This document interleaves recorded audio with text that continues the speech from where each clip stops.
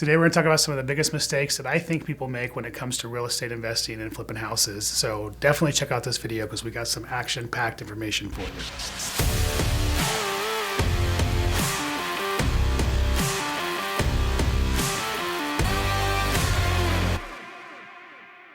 When it comes to picking out some of the biggest mistakes people make when flipping houses, that is actually a hard one because there's a lot of mistakes that can be made. I'm going to focus in on the rehab aspect of mistakes today, but the first mistake I want to talk about, whether you're a wholesaler or a rehabber, is not taking action, not being consistent, not seeing your goals through. The number one biggest mistake I think people make when it comes to getting into the business is they don't have faith in themselves to see it through, and they quit way too early. So if you want to be successful in this business, it's important to take imperfect action, massive imperfect action, be willing to fail, be willing to make mistakes, and get to the other side of your goals. That's number one.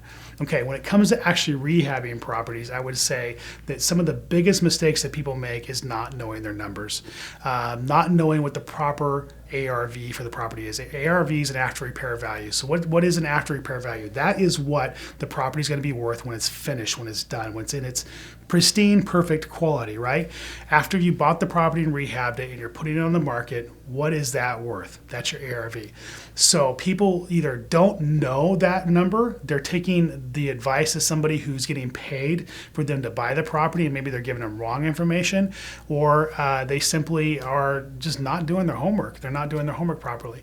Another mistake that people make with the ARV or after repair value is they will push it to make the deal work, right? If the ARV is 300, but oh man, that property that's just a few blocks away in a totally different neighborhood and a totally different school district is 350, so maybe mine's worth 350, right? And they'll push that and they'll talk themselves into the deal. So the numbers really are what makes and breaks at a real estate investor. The rehab number, not going in there and properly assessing the rehab number, what it's going to actually take to finish the property. Again, sometimes those of us who are doing rehabs will talk ourselves into lower numbers to try to fit a square peg into a round hole.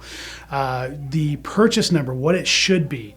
A lot of times we'll talk ourselves into paying more than we should because we're doing the seller a favor or we're doing the wholesaler a favor. So really, I think the biggest mistake when you really dial it in, when you really get down to the nuts and bolts of it, it's really working with the information you have and making a decision based on facts and not feelings. What's the ARV? What can you actually sell that property for in the market as it stands when you're done with it?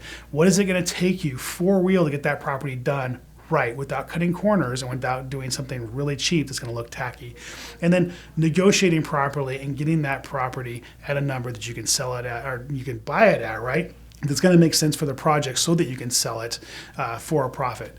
That's really the nuts and bolts of where the mistakes are. We can go into contractors and 1,000 other different things that people can make mistakes on, but if you're not running off the right numbers, at the end of the day, you're going to find yourself in a hole in every project you do. So very important to understand that you have to work with the right numbers.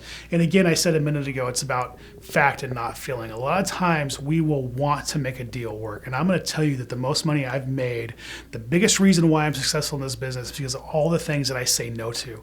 And I say no to things sometimes that I kick myself because I look at what somebody else did and they made a ton of money. That was a mistake.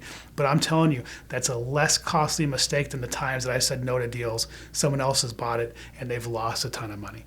So it's very important, fact and not feeling. So just my thoughts on some of the mistakes that are made in real estate investing, rehabbing properties. Hopefully you got a lot of good information from this. I appreciate you watching. Make sure you ask your questions. I really do want to produce content that the audience wants to watch. If I know what you need, I will give it to you.